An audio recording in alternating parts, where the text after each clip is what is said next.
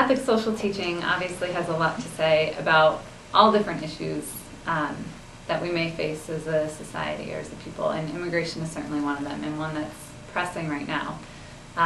The basic teachings that can shed some light on the immigration issue for us from Catholic social teaching are respect of the human person, so human dignity, and respecting that in each individual person, and then also any of our teachings both in Scripture and through Catholic social teaching that talk to us about welcoming the stranger.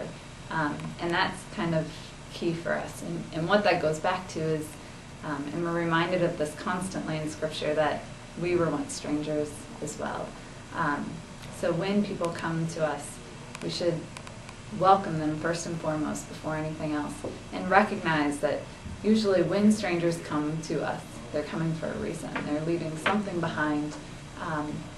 It's not an easy move, and it's certainly not the easiest thing for them to do, but there's something that is forcing them to leave the place that they came from. So we should, in the way that we're going to respect and promote the human dignity of each person, is to recognize that we need to welcome them into our own community and support them in the way that we can. Now that doesn't mean that we are encouraging people to break the law or do any of those things, but first and foremost what we need to do is just welcome them, and then support them in helping them get situated or resolve the issues that have forced them to leave in the first place.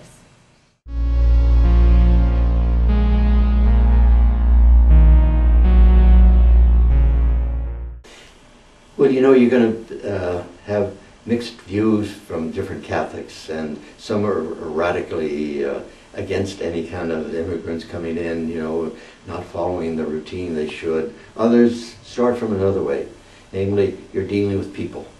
You know, you're not dealing with the law initially. Look first of all, you know, to the person.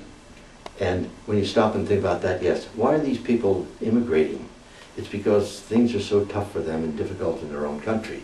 They're not coming in to raid the United States, you know, and I'm afraid a lot of people take that approach, that they don't belong here and the book says they should be out of here.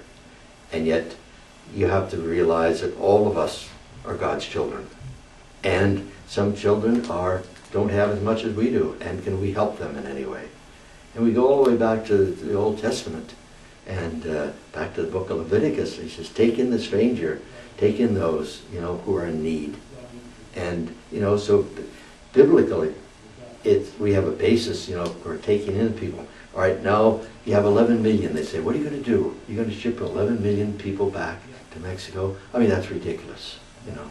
You know, there has to be another solution. But the beginning of the solution, it seems to me, is with whom are you dealing? You're dealing with real people who are troubled. You know, why do we reach all the way over to Iran? Why do we go down to the area of the Sudan, you know, to help people? You know, we have people in our own country that need help too. We don't have to reach out for them. And this would be the church's stand.